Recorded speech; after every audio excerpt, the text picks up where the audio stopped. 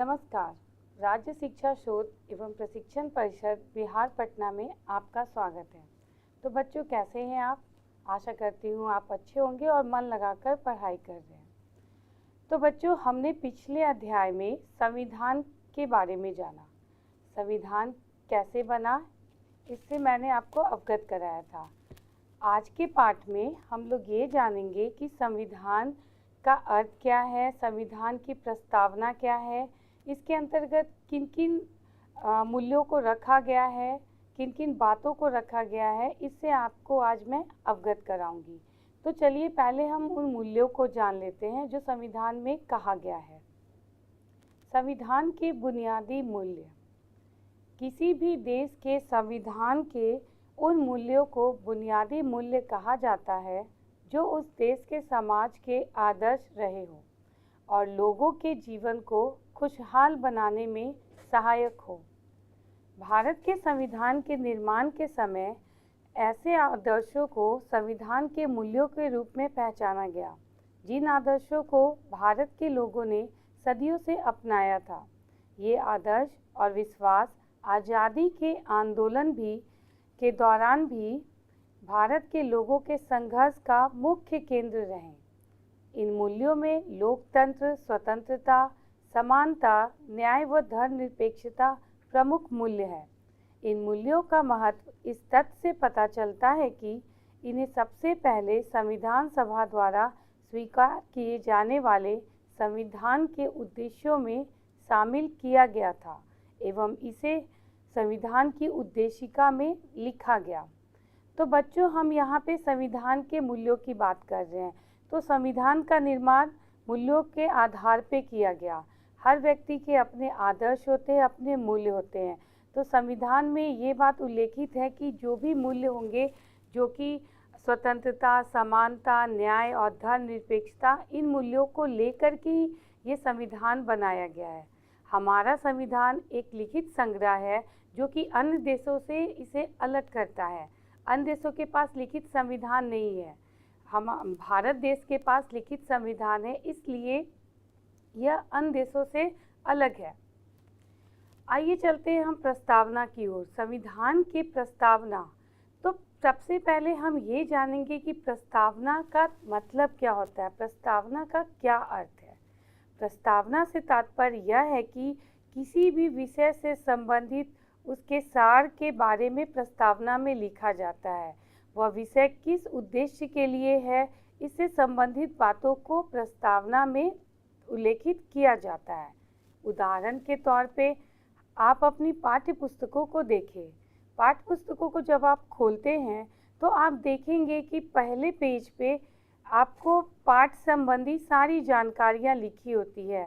एक सारांश के रूप में आपको पाठ संबंधी सारी जानकारी दी जाती है, जिसमें पाठ किस वर्ग के लिए है, किन बच्चों के लिए है, पाठ से संबंधित क्या उद्देश्य है, पाठ किस उद्देश्य से बनाया गया है, उसके रचयिता कौन है, उन्होंने कितना सहयोग किया है, किस किस क्षेत्रों का वर्णन किया गया है, ये सारी बातों का उल्लेख आपके पाठ के प्रस्तावना में होता है।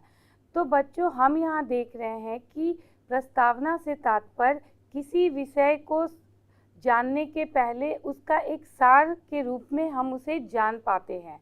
तो उसी प्रकार से संविधान की प्रस्तावना भी ये कहती है कि संविधान की जो प्रस्तावना है वो वहीं के नागरिकों के द्वारा बनाई गई है, अर्थात यह किसी बाहरी लोगों के द्वारा नहीं, बल्कि भारत के लोगों यानी भारतीयों के द्वारा ही बनाई गई है। और इसमें कुछ उद्देश्य लिखित हैं जो कि मैं आपके सामने अभी बताने जा रही हूँ। भारत का संविधान उद्देशिका। हम भारत के लोग भारत को एक संपूर्ण प्रभुत्व संपन्न समाजवादी पंथनिरपेक्ष लोकतंत्रात्मक गणराज्य बनाने के लिए तथा उसके समस्त नागरिकों को सामाजिक, आर्थिक और राजनीतिक न्याय, विचार अभिव्यक्ति, विश्वास, धर्म और उपासना की स्वतंत्रता, प्रतिष्ठा और अवसर की समता प्राप्त कराने के लिए तथा उन सब में व्यक्ति की गरिमा और राष्ट्र की एकता और अखंडता सुनिश्चित करने वाली बंधुता बढ़ाने के लिए दृढ़ संकल्प होकर अपनी इस संविधान सभा में आज तारीख 26 नवंबर 1949 मिति मार्गशीर्ष शुक्ला सप्तमी संवत 2006 विक्रमी को एतद द्वारा एवं इस संविधान को अंगीकृत अधिनियमित और आत्मसमर्पित करते हैं। तो बच्चों, हमने जाना कि संविधान की प्रस्तावना में हम भारतीय के लिए क्या उद्देश्य है, क्या अधिकार हैं, सारी चीज़ों का वर्णन किया गया है। यह प्रस्तावना हमें बताता है कि हम जहाँ रहते हैं यानी भारत एक प्रभुत्व संपन्न यानी इसका अपना अधिकार क्षेत्र है। जो भी अधिकार क्षेत्र है वो भारत के पास अपना है। बाहरी कोई भी देश या कोई भी व्यक्ति इस पे अपना प्रभुत्व नहीं जमा सकता। जैसे कि हम प्राचीन काल में देखें तो राजा लोग होते थे जो कि शासन करते थे, तो हम देखते थे कि कोई दूसरा राजा आक्रमण करके फिर वहाँ राजा बन जाता था। तो ये चीज़ें संविधान बनने के बाद अब नहीं है। जो भी हमारे देश के शासक होंगे, जो भी जनप्रतिनिधियों के द्वारा चुने जाएंगे, वही इस अधिकार क्षेत्र का प्रयोग करेंगे जो कि हम भारतीयों के हित में हो। तो बच्चों, हम देख रहे हैं उसके बाद समाजवादी। हमारी भारत की संविधान की प्रस्तावना कहती है कि भारत में रहने वाले जितने भी नागरिक हैं उन्हें आर्थिक रूप से नियंत्रित रखा जाएगा। अर्थात ऐसा नहीं है कि हम कितनी भी राशि हो उसे जमा कर सकते हैं, जमा पूंजी रख सकते हैं। आप आए दिन न्यूज़पेपर में, समाचार पत्रों में आप पढ़ते हैं कि किसी व्यक्ति के पास आय से अधिक संपत्ति मिली है। तो ये नियंत्रण करने का अधिकार हमारे देश के संविधान को है। ऐसा नहीं है कि कोई व्यक्ति अगर 15,000 महीना या 10,000 महीना कमा रहा है तो वो 1 करोड़ रुपया अपने पास जमा पूंजी रख ले। वो जो भी जमा पूंजी रखेगा उसके लिए उसे साक्ष्य देने पड़ेंगे। तो आर्थिक रूप से चाहे वो व्यापारी वर्ग हो, चाहे वो आम नागरिक हो, चाहे वो नौकरी करने वाला व्यक्ति हो, सभी आर्थिक रूप से नियंत्रित हैं, यह संविधान में कहा गया है। अब आते हैं हम पंथ निरपेक्ष। पंथ निरपेक्ष से तात्पर्य यह है कि पंथ और दर्शन के आधार पर किसी भी व्यक्ति के साथ भेदभाव नहीं किया जाएगा। अर्थात जो भी व्यक्ति है जिस पंथ को मानता होगा उसे वो पंथ मानने दिया जाएगा। ऐसा नहीं कि उसे कोई किसी और पंथ या किसी और धर्म को मानने के लिए बाध्य किया जाएगा। इससे पहले संविधान जब पहली बार लिखा गया तो उसमें धर्म शब्द जोड़ा गया था, क्योंकि उस वक्त सभी लोग धर्मों से अवगत थे और ये धर्म शब्द सभी के समझ में था। तो पहले जब प्रस्तावना थी तो उसमें धर्म निरपेक्ष की बात कही गई थी, लेकिन इसके जगह पे पंथ निरपेक्ष को लाया गया। पंथ निरपेक्ष लाने के पीछे उद्देश्य यह था कि धर्म की अगर हम बात करते हैं तो धर्म से तात्पर्य सिर्फ हिंदू, मुस्लिम, सिख, ईसाई की ही बातें होती है, जबकि हमारे देश के नागरिक धर्मों के अलावा कोई गुरु को मानता है तो कोई किसी पंथ को मानते हैं। तो इसीलिए ये पंथ शब्द का प्रयोग किया गया। तो पंथ निरपेक्ष को मानने वाले यानी कि सभी धर्म, सभी पंथों को एक समान रखा गया, यानी कोई भी पंथ को अपने मूल्यों में उतार सकता है, उनके दिए गए मार्ग पे चल सकता है, किसी को कहीं भी कोई रोक टोक नहीं है। लोकतंत्रात्मक गणराज्य। लोकतंत्रात्मक गणराज्य से तात्पर्य यह है कि भारतीय संविधान कहता है कि भारत के सभी नागरिकों को यह अधिकार है कि वह अपने शासक को चुनेगा। हर एक व्यक्ति की भागीदारी होती है अपने शासक को चुनने में। ऐसा नहीं है कि कोई भी चाहे तो देश का बागडोर अपने हाथ में लेकर के देश को चलाएगा। इसके लिए सभी भारतीयों की भागीदारी सुनिश्चित की गई है। उसी के आधार पे लोकतंत्रात्मक गणराज्य का निर्माण किया गया है। इसके आगे हम चलते हैं। सामाजिक, आर्थिक और राजनीतिक न्याय की भी बात प्रस्तावना में कही गई है। अर्थात सभी लोगों को यानी सभी नागरिकों को सामाजिक रूप से, आर्थिक रूप से समान न्याय दिया जाएगा। विचार अभिव्यक्ति की भी बात कही गई है। विचार अभिव्यक्ति से तात्पर्य है कि जो भी व्यक्ति है, जो भी नागरिक है, उसे अपने विचारों को कहने की, अभिव्यक्ति करने की स्वतंत्रता प्रदान है। विश्वास, धर्म और उपासना की स्वतंत्रता, यानी आपको जिस चीज़ पे विश्वास है आप उसी मार्ग पे चल सकते हैं। आप जिस धर्म को पालन करना चाहते हैं, जिस धर्म का पालन करना चाहते हैं, उसकी स्वतंत्रता दी गई है।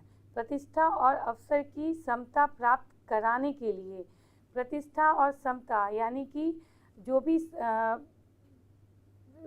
भी अवसर व्यक्तियों को मिलते हैं, हमारे देश के नागरिकों को समान अवसर प्रदान किए जाएंगे।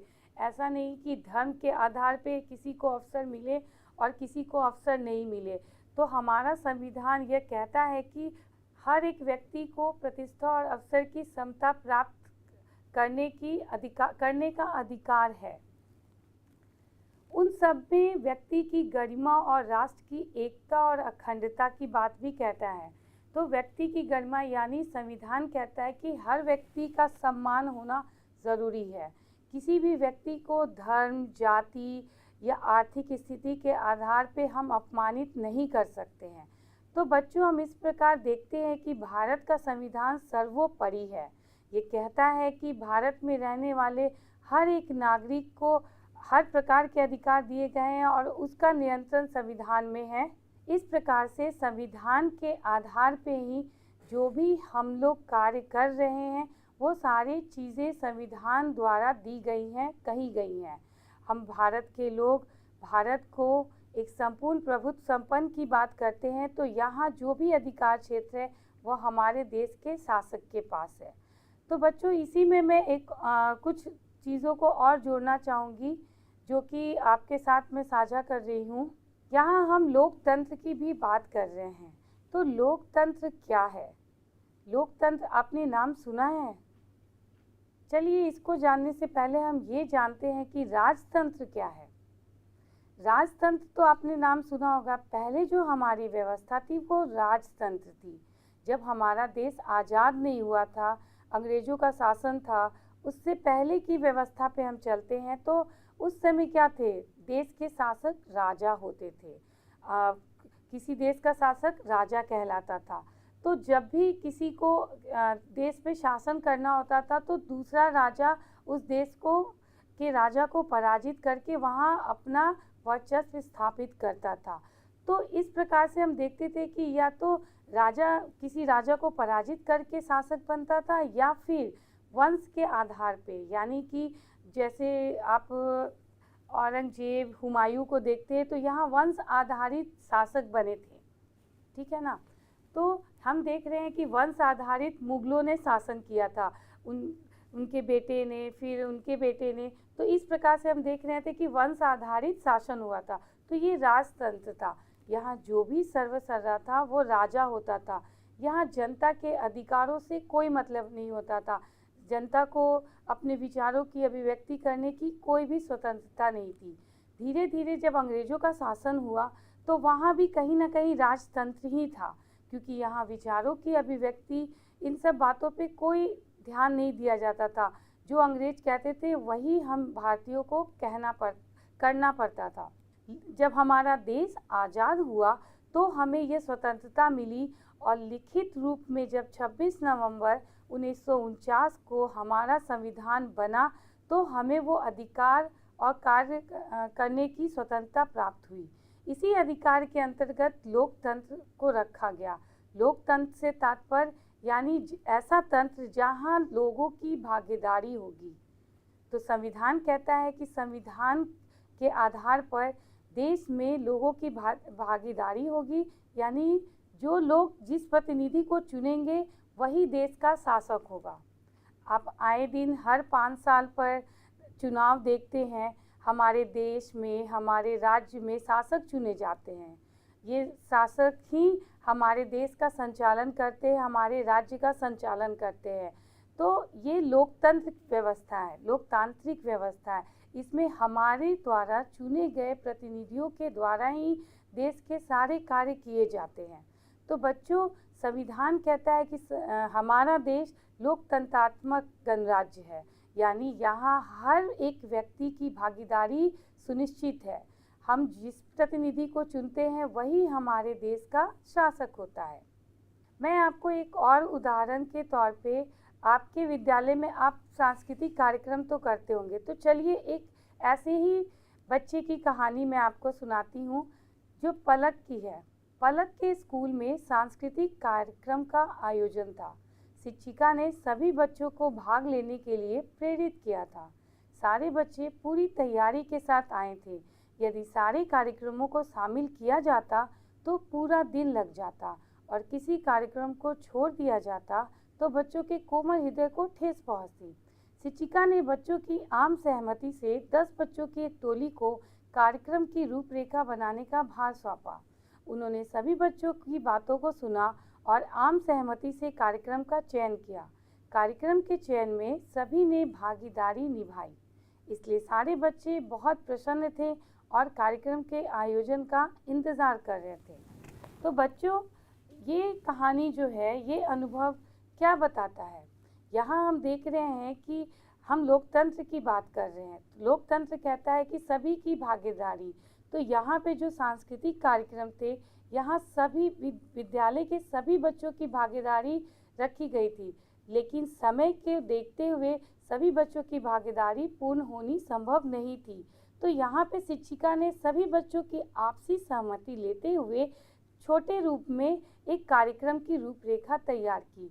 तो हम यहाँ देखते हैं कि आपसी सहमति के बाद एक जो भागीदारी सुनिश्चित की गई, उससे क्या हुआ कि सभी बच्चे खुश भी हो गए और कार्यक्रम का अच्छे से संचालन भी हो गया और सभी की भागीदारी भी सुनिश्चित हो गए। तो इसी प्रकार से हमारे देश का भी संचालन, हमारे देश में जो भी नियम कानून है उनका संचालन होता है।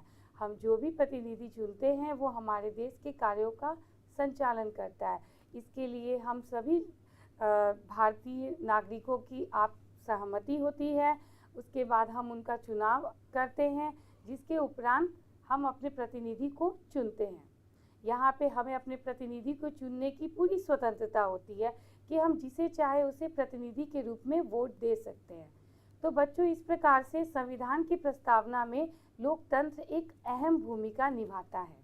आगे चलते हैं। स्वतंत्रता। संविधान की प्रस्तावना में स्वतंत्रता की बात कही गई है। लोकतंत्र की सफलता का मुख्य आधार उस देश में निवास करने वाले लोगों की स्वतंत्रता से है। जरा सोचिए, यदि लोग अपने विचारों को स्वतंत्र रूप से व्यक्त नहीं कर पाते तो क्या उनके द्वारा चुने गए प्रतिनिधि उनके हितों की रक्षा कर पाते? यही कारण है कि नागरिक स्वतंत्रता को भारतीय संविधान में एक विशेष स्थान दिया गया है। बच्चों, स्वतंत्रता का मतलब है कि आप अपने विचार को प्रकट कर सके। अगर मुझे कोई समस्या है तो मैं अपने जनप्रतिनिधि को बता सकूं। उदाहरण स्वरूप, अगर हम जिस जगह निवास करते हैं वहाँ अगर मुझे पानी की समस्या आ रही है, बिजली की समस्या आ रही है, तो मैं जब तक उन्हें ये चीज़ें नहीं बताऊंगा तो उसका समाधान वो कैसे करेंगे? तो संविधान की प्रस्तावना में स्वतंत्रता को भी स्थान दिया गया है, क्योंकि स्वतंत्रता जब तक नहीं होगी, जब तक हम अपने विचारों को प्रकट नहीं करेंगे, हमें क्या समस्याएं आ रही हैं, उनका समाधान कैसे होगा, इन बातों को हम जब तक नहीं बता पाएंगे तो अब तक हमारे समस्या का समाधान नहीं हो पाएगा। तो संविधान की प्रस्तावना में स्वतंत्रता एक अहम भूमिका निभाती है। आगे चलते हैं। बच्चों, भारतीय संविधान की प्रस्तावना में समानता शब्द को भी रखा गया है। यह शब्द जितना ही छोटा है, इसका स्वरूप उतना ही बड़ा है। हम अपने भारतीय समाज में जाति, लिंग तथा धन की असमानताएं बहुत स्पष्ट तौर पे देखते हैं। आज़ादी के आंदोलन के दौरान हमने असमानताओं को दूर करने के लिए कई तरह के प्रयास भी किए हैं। भारतीय राष्ट्रीय कांग्रेस द्वारा 25 पैसे वार्षिक चंदा लेकर सभी को सदस्यता देना और सार्वभौमिक वयस्क मताधिकार की मांग करना समानता की तरफ उठाए जाने वाले महत्वपूर्ण कदम थे। संविधान सभा द्वारा जब संविधान लिखा जा रहा था तो समानता के मूल्य को संविधान में उचित स्थान देने की कोशिश की गई थी। इस मूल्य को स्थापित करने के लिए संविधान में मूल अधिकारों एवं राज्य के लिए बनाए गए नीति निर्देशक सिद्धांतों का कई जगह विशेष उल्लेख किया गया। बच्चों, समानता क्या है? समानता से आप क्या समझ रहे हैं? आपके वर्ग कक्ष में सभी जाति के, सभी धर्मों के बच्चे हैं, लेकिन सभी आपके क्लास में आप कक्षा 8वीं के छात्र हैं, तो कक्षा 8वीं में सभी बच्चों को एक समान शिक्षा मिल रही है। यही समानता है कि अलग अलग जाति धर्म होने के बावजूद भी एक ही वर्ग कक्ष में बैठ कर के सभी शिक्षा ग्रहण कर रहे हैं। वहीं हम असमानता की भी बात कर रहे थे, तो पहले देखा गया था कि जब अंग्रेज थे तो उस समय क्या था कि असमानता की भावना बहुत ज़्यादा विकसित थी। लोग मंदिरों में जाते थे तो कुछ समुदाय के लोगों को मंदिरों में प्रवेश नहीं करने दिया जाता था। ये असमानता को दर्शाता था। बहुत से ऐसे व्यक्ति थे जो अगर निजी क्षेत्रों में कार्य करने के लिए जाते थे तो उन्हें कार्य करने नहीं दिया जाता था। क्यों? क्योंकि वो किसी जाति विशेष से थे या फिर किसी धर्म विशेष से थे। तो इन सब समानताओं को दूर करने के लिए हमारे संविधान की प्रस्तावना में समानता शब्द को जोड़ा गया, अर्थात भारत के सभी नागरिकों को एक समान रखा गया, चाहे वो किसी भी धर्म के हो, किसी भी जाति के हो, उन्हें एक समान अवसर प्रदान किया गया, चाहे वो कार्य क्षेत्र में हो, चाहे वो पूजा घर में हो, मंदिरों में हो, पाठशाला में हो। तो इस शब्द को लाने के पीछे उद्देश्य यही था कि भारत का हर नागरिक समान है, चाहे वो पद में हो, चाहे प्रतिष्ठा में हो, चाहे वो जाति में हो, चाहे वो धर्म में हो। हम एक और मूल्य की बात कर रहे थे संविधान की प्रस्तावना में, सामाजिक न्याय। भारतीय समाज में पाए जाने वाली तरह तरह की असमानताओं को ध्यान में रखते हुए संविधान सभा ने सामाजिक न्याय को एक प्रमुख मूल्य के तौर पे स्थापित करने की कोशिश की है। सामाजिक न्याय का मतलब समाज के पिछड़े हुए वर्गों को समाज के बाकी वर्गों के बराबर खड़े करने की कोशिश से है, ताकि कई हजार सालों से इन वर्गों के साथ जो अन्याय हुआ है उसके प्रभाव को कुछ हद तक कम किया जा सके। सामाजिक न्याय को एक ठोस रूप देने के लिए संविधान में कई तरह की बातें लिखी गई हैं, जिनके आधार पर केंद्र और राज्य सरकारें सामाजिक रूप से पिछड़े वर्गों और महिलाओं के लिए कई तरह की योजनाएं बना रही हैं। हमारे बिहार राज्य में भी राज्य सरकार द्वारा कई योजनाएं बनाई जा रही हैं, जैसे अनुसूचित जातियां, जनजातियों के छात्र छात्राओं के लिए आवास की व्यवस्था, ज़रूरत वाले लोगों को विशेष सुविधाएं प्रदान करना, जैसे रैंप बनाना, पहिए वाली कुर्सियों का प्रबंध इत्यादि। तो बच्चों, संविधान की प्रस्तावना में सामाजिक न्याय की बात की गई है। यहाँ हमने अभी जाना कि संविधान की प्रस्तावना समानता की बात करती है, तो समानता कहीं ना कहीं सामाजिक न्याय को भी प्रदर्शित करते हैं, जोड़ता है। सामाजिक न्याय से तात्पर्य है कि समाज में रहने वाले जो भी पिछड़े वर्ग के लोग हैं, जैसे कि अभी हमने समानता की बात की, तो हमने उसमें देखा कि किसी विशेष धर्म और जाति के लोगों को मंदिरों में प्रवेश नहीं करने दिया जाता था। तो उसी प्रकार से सामाजिक न्याय की तरफ जब हम देखते हैं तो उनके लिए समाज में जो भी उनकी आर्थिक स्थिति है उसके अनुरूप उन्हें समाज में एक समानता लाने के लिए, यानी उसे भी ऊंचे वर्गों के साथ एक समान कार्य करने की अवसर प्रदान करना, ये सामाजिक न्याय है। इसके लिए हमारे बिहार में भी बहुत सारी योजनाएं हैं जो कि अनुसूचित जाति और जनजातियों के लिए, ताकि जो भी हमारे समाज के अन्य वर्ग हैं उनके साथ वो भी कंधे से कंधा मिला करके चल सके। तो बच्चों, इस प्रकार से हम देखते हैं कि संविधान बहुत कुछ कहता है, इसकी प्रस्तावना में उसका सार प्रदर्शित होता है। संविधान के अंतर्गत जो भी हमारे अधिकार, कानून, इनका हमें प्रयोग करना चाहिए। उसी के आधार पे ही हम कोई भी कार्य कर सकते हैं। उसके बाहर जा कर के हम कोई भी कार्य नहीं कर सकते हैं। हम संविधान के लोग हैं, तो संविधान के नियमों और कानूनों से बंधे हुए हैं। तो बच्चों, इसी आशा के साथ कि संविधान की समझ आप में बनी होगी और आप भी एक बार अपने संविधान को ज़रूर पढ़ें, ताकि आप भी अपने अधिकारों और नियमों को जान सकें। इसी आशा के साथ मैं आपसे विदा लेती हूँ। धन्यवाद।